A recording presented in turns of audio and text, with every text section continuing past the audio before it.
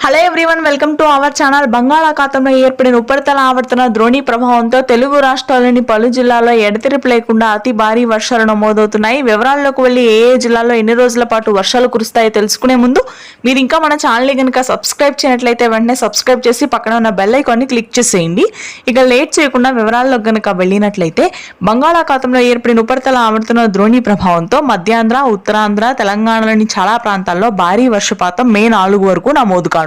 ఈ వర్షాలు అత్యధికంగా ఉరుములు మెరుపులతో కూడి పిడుగులు పడే అవకాశం కూడా ఉండడంతో ప్రజలందరూ అప్రమత్తతగా ఉండాలని వాతావరణ కేంద్రం హెచ్చరించింది. హైదరాబాద్, అమరావతి వాతావరణ కేంద్ర నివేదిక ప్రకారం అయితే ప్రస్తుతానికి శ్రీకాకుళం, విజయనగరం, విశాఖపట్నం, తూర్పుగోదావరి జిల్లాల్లో భారీ నుంచి అతి భారీ వర్షాలు మరొక 2 రోజుల పాటు నమోదు కానున్నాయి.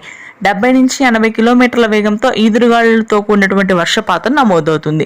ఇక మధ్యాంధ్ర, గుంటూరు, కృష్ణా, పశ్చిమ గోదావరి, ప్రకాశం జిల్లాల్లో మాత్రం ఈదురుగాలుల ప్రభావం ఉంటుంది. తేలికపాటి వర్షాలు నమోదవుతాయి.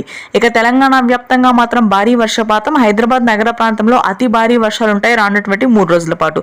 ఆదిలాబాద్, నిజామాబాద్, నల్గొండ, ఖమ్మం, భద్రాద్రి, కొత్తగూడెం, మేడ్చల్, మంచిర్యాల, రాజన్న సిరిసిల్ల ప్రాంతాల్లో భారీ వర్షాలు నమోదు కానున్నాయి. Thanks for watching this video.